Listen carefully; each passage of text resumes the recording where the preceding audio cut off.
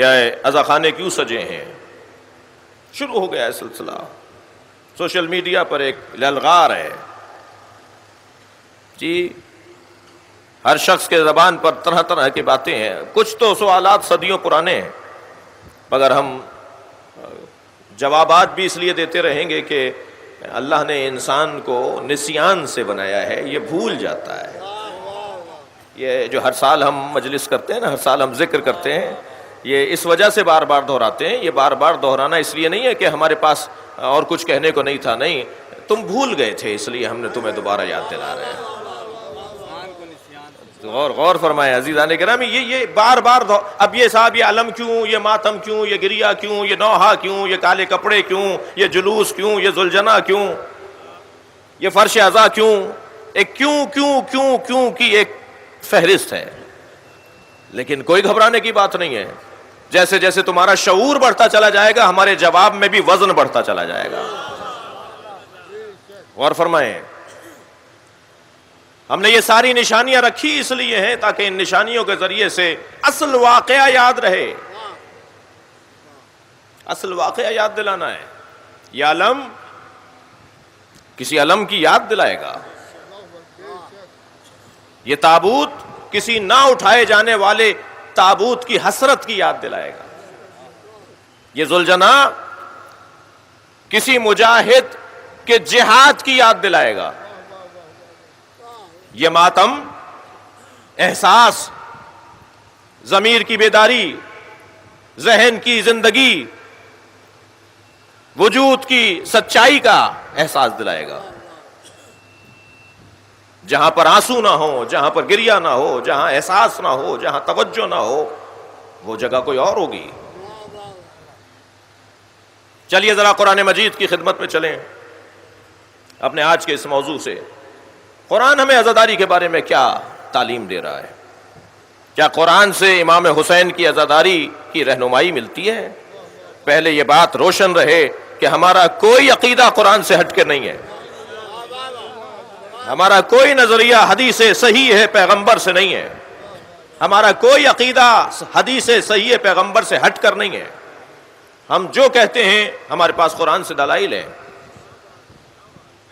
اور فرمائیں گے ارشاد رب العزت سورہ مبارکہ نساء آیت نمبر 148، لا يحب اللہ الجہر بالسوء من القول. اللہ کو اونچی آواز میں کوئی ایسی بات کرنا جو کسی کو ناگوار گزرے پسند نہیں ہے. مگر ہم آیت آدھی پڑھ کر عقیدہ نہیں بناتے.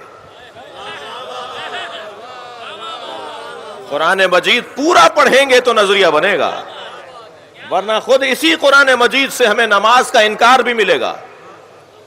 اگر آدھی آیت پڑھیں گے، اگر آدھا قرآن پڑھیں گے تو اسی آیت کریمہ سے ہمیں وجود پروردگار پہ شک و شبہ بھی ملیں گے. مگر قرآن ہے، یہ پورا نصاب گزارو، پوری تعلیم حاصل کرو، تب جا کے کسی نتیجے پہ پہنچو گے. قرآن کی اس آیت کے اندر صرف یہ نہیں کہا گیا لا يحب اللہ الجہر بالسوء من القول، اللہ کو اونچی آواز میں، لا يحب اللہ الجہر، جہر اونچی آواز میں، بالسوء من القول، ایسی کوئی بات جو ناگوار گزرے اور وہ قول کی صورت میں ہو، الفاظ کے صورت میں ہو، وہ نظم کی صورت میں ہو، وہ نثر کی صورت میں ہو. اللہ کو ایسے الفاظ جو کسی کو ناگوار گزر رہے ہوں، لا يحب اللہ، اللہ کو پسند نہیں ہے. بات یہاں مکمل نہیں ہو رہی، اللہ کہہ کے اللہ نے استثناء کر دیا، الا من ظلم، مگر جس پر ظلم ہوا ہے اللہ کو اچھا لگتا ہے اونچی آواز میں بات کرے چاہے کسی کو برا لگتا ہو.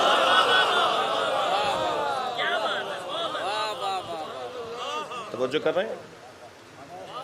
اب اسی آیت کریمہ کو آپ اس کا مفہوم نکال لیجئے.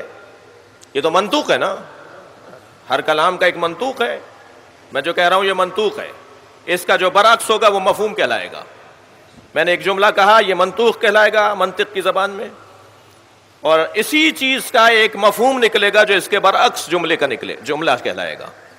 اب اللہ اگر یہ کہہ رہا ہے لا يحب اللہ الجہر بالسوء من القول الا من ظلم، اللہ کو اونچی آواز میں ایسی کوئی بات جو ناگوار گزرے پسند نہیں ہے، مگر یہ کہ جس پہ ظلم ہوا ہے تو اونچی آواز میں بات کرے، قول کی صورت میں کرے، چاہے کسی کو ناگوار گزرے.